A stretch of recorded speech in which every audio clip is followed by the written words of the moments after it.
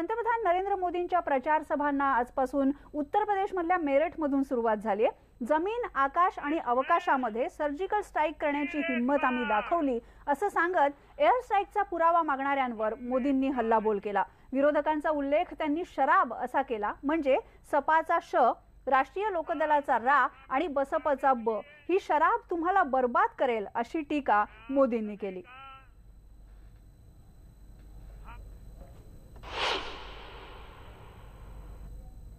सपा का स, आरएलडी का र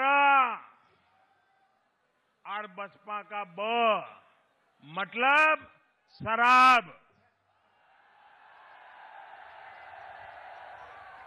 अच्छी सेहत के लिए शराब से बचना चाहिए कि नहीं बचना चाहिए? उत्तर प्रदेश की अच्छी सेहत के लिए शराब से बचना चाहिए कि नहीं बचना चाहिए? अच्छे भारत के भविष्य के लिए शराब से बचना चाहिए कि नहीं बचना चाहिए? तो सपा, आरएलडी, बसपा, ये शराब आपको बर्बाद कर देगी। पहली बार ऐसी निर्णायक सरकार भी देख रहा है जो अपने संकल्प को सिद्ध करना जानती है। जमीन हो,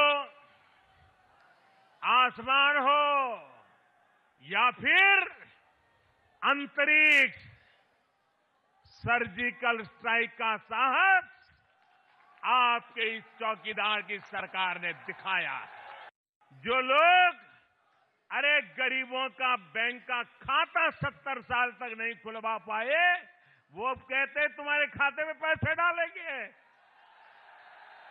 कोई भरोसा करेगा क्या? अरे जो खाता नहीं खुलवा सकता है वो खाते में डाल सकता है क्या? इस चौकीदार को चुनौती देते फिरते थे, अब रोते फिर रहे हैं। मोदी ने ये क्यों किया? मोदी ने वो क्यों किया?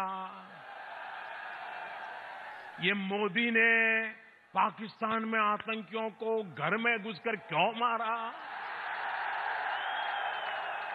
ये मोदी ने आतंकियों के अड्डे को नष्ट क्यों किया?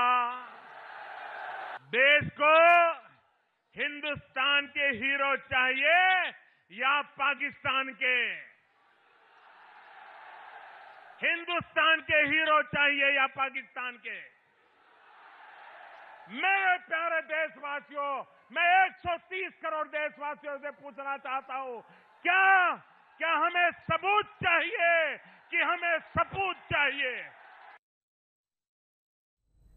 मोदींनी जोरदार प्रचार सभांचा धडाका लावलेला आहे। आणि यानंतर बघूया, उर्मिला मातोंडकर या काँग्रेसकडून उत्तर मुंबईमधून निवडणूक लढवणार आहेत। त्यांच्याशी बातचीत केली आहे आमचे प्रतिनिधी प्रफुल्ल साळुंखे यांनी।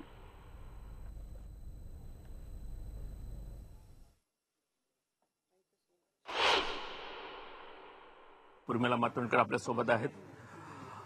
उर्मिला जी, एक सरळ प्रश्न आहे की प्रचार की विचार? विचार विचार विचार आणि विचार।